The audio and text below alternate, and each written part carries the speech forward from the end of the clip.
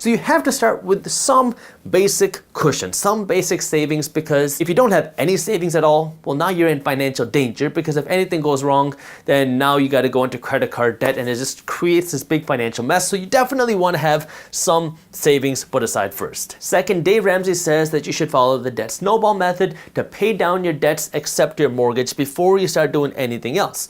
Now, I agree. If you have a whole bunch of consumer debt, credit card debt, hard money loans, these are debts that you need to pay off as fast as humanly possible. Even your car payment, because these are things that are literally eating you alive. If you're paying 6, 7, 8% a year on your car payment, that's money that you could be using to invest in yourself. So if you have any of these debts, I agree. Before you go and try to invest your money in the stock market and try to get a 7 or 8 or 9% return on your money, pay down these debts. Because if you have a debt that's costing you 6, 7, 8, 9, 10% a year or more, that's a guaranteed return on your money. If you can pay down your car loan and now you don't have to pay the 6% interest, well, that's a guaranteed 6% return on your money. Now, sure, you can invest your money in the stock market and maybe get a 10% return on your money, but you could also see a 10% decline. So the 10% potential return that you could see in the stock market or the real estate market comes with risk versus paying down this consumer debt. Notice I said consumer debt. These are things that you're buying that are not paying you money.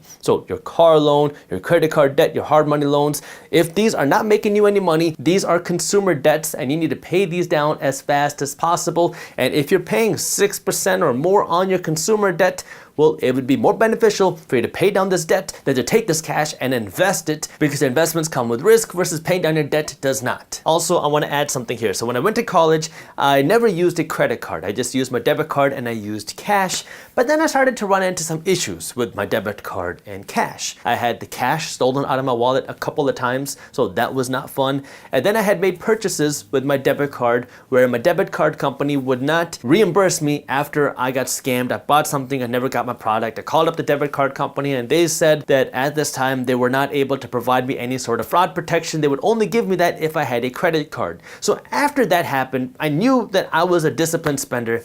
I tried to do something different. I went out and I got a credit card and I started spending money on my credit card. Now, Dave Ramsey is not a fan of credit cards. He hates credit cards. But I decided to kind of go against the Dave Ramsey message and I started to try out credit cards. And the interesting thing was I wasn't spending more money than I would have with my debit card because I was a disciplined spender. I knew how to control my spending. But now, not only did I get fraud protection, I got some cool perks from my credit card, and then I got cash back for making the purchases that I would regularly make. Now, I get tens of thousands of dollars worth of cash back every single year because I spend a lot of money on my credit cards, especially my business cards. I have a lot of business expenses. So obviously, I have big expenses which come with a lot of cash back that I get for doing nothing except making my regular transactions with a credit card. So I learned that for me, credit cards make a whole lot more sense than a debit card because I can control my spending.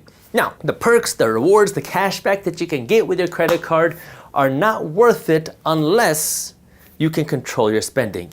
If you're gonna go into credit card debt, if you cannot make your full payment on time every single month, and if you're gonna spend more money than you normally would, the perks, the rewards, the cashback are absolutely not worth it. The third step is to build up this savings fund with 3 to 6 months worth of expenses. That way, if you lose your job, if your kid breaks their arm, if something happens to your home, you have cash to fall back on, and you don't have to worry about going into debt again. Now, I would say simultaneously to building that, I would be investing my money as well, because the reality is savings are not going to make you wealthy. And I understand that your emergency fund is not there to make you wealthy, it's there for protection. But investing your money is so important, and time is one of the most important factors when it comes to investing. So personally, I was doing both of these kind of simultaneously. Like, I was saving a lot of my money, but once I learned about investing, I was emptying out my bank account. That way I could go out and buy as many real estate properties as possible. You really want to balance these two items, and you got to understand what your risk tolerance is. In the beginning, my risk tolerance wasn't very high because I was very scared of credit card debt. I was very scared of debt in general, and I just wanted to have a big bank account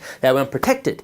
Then as I started to learn more about investing, I became more of an entrepreneur. My risk tolerance went way down here. So now I wanted to go and invest more aggressively. I wanted to build my business, and I didn't really care about having a whole bunch of cash cash in the bank because I knew I was young. I knew I didn't have a lot of expenses because I was in college. I didn't have a family to support. I didn't have any other mortgage payments to take care of. So I wanted to go out and invest as aggressively as possible. So my life situation was very different versus now I'm a little bit older. I have more expenses. I have other things I need to take care of. I have employees I need to take care of. So now savings are a little bit more important. I have prioritized having savings for my business account because if something happens, if a pandemic hits and we can't go into the office or if whatever happens, I want to make sure that we have cash in the bank. That way we can keep making our payroll without having to run into disruptions in the company, without having to lay off everybody because we weren't prepared. If you invest your money in a 401k, a traditional 401k, you don't have to pay any taxes today. And then your money gets to grow tax-free. And then when you pull your money out, you have to pay taxes on this money.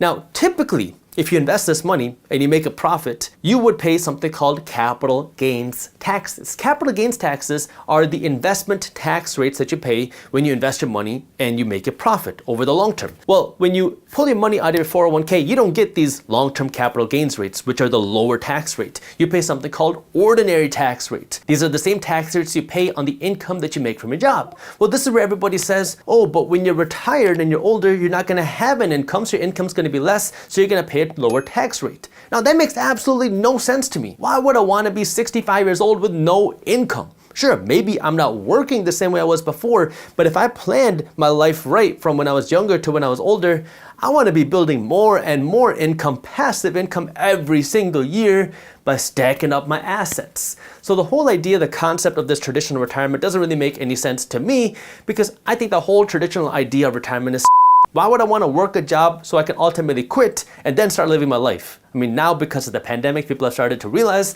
that maybe I can do something different. Maybe I can find a job that really aligns with my morals, that allows me to live my lifestyle so I can live where I want, do the things that I want, and continue to produce an income.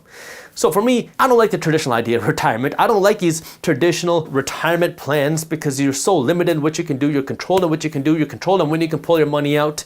But if you invest your money yourself, you can get a lot of better tax breaks, you can get better returns, and control your investments. Fifth, then you should start saving for your child's college fund. That way they don't have to worry about all the student loan debt that many students are having to deal with right now, and ex-students, people who graduated. And this is great. I think it's very smart and very good to be planning for your kids. But what happens if college isn't as attractive 20 years from now as it was today?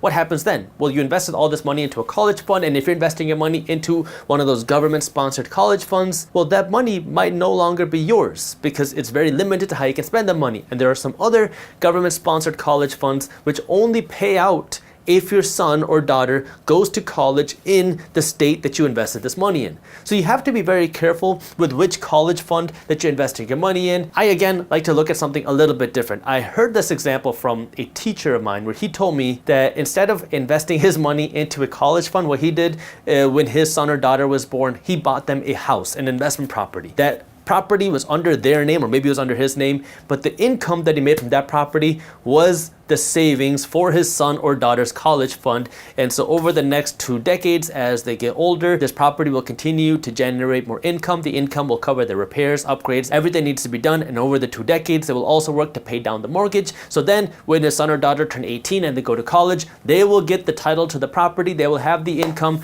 and now they have an investment property which they could potentially sell to maybe start a business, to go to college, do whatever, or they could live off of the income to help fund some of their college operations. So I thought that was very interesting. It's an alternative to the traditional college fund idea. But in any case, if you do plan on having your son or daughter go to college, if you want that for them and you want to start preparing for them, I don't think that's a bad idea. But just understand that the attractiveness of college is changing. Sixth, paying off your home. I think this is a great idea.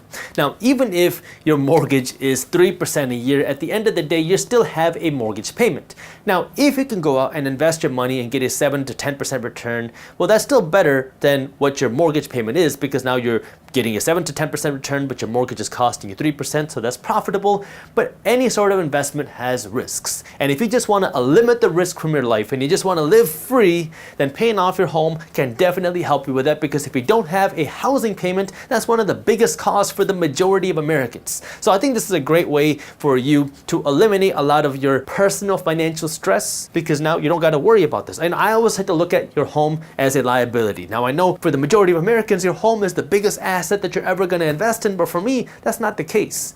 I'd rather invest in real estate investment properties. I'd rather invest my money in business. I'd rather invest my money in other places and look at my home like a liability. I don't want to have any debt on my liabilities. If I have debt on my assets, things that are paying me, that's one thing. But if it's something that I just want to live in, I just want to use, then I want to limit my debt on those as much as possible, or have no debt rather. That way you don't have any stress. And that brings me to number 7, build wealth and give. This is so important. You know, I always say the more you have, the more you can do. When you have more money, you can give back more. You have more power, you have more resources, you have more skills, you have more time.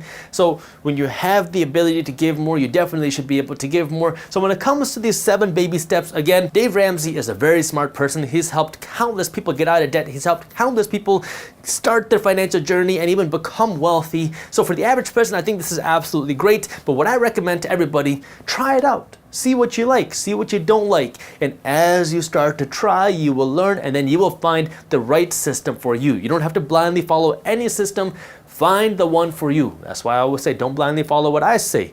Learn. Try. That way you can be financially educated yourself and make your own decisions financially, because that's where the true wealth will be built. If you enjoyed this short clip from my longer videos, here's another clip that I think you'll love. And while you're at it, if you're interested in learning more about how to start generating passive income, our team put together an amazing guide that goes over what passive income is, how to start generating passive income, and different passive income strategies. These are things that you can start doing even if you don't have a lot of money. So if you want to read this free guide on how to start generating passive income for free, all you got to do is click that button right over there. Thank you for watching, and as always, keep hustling.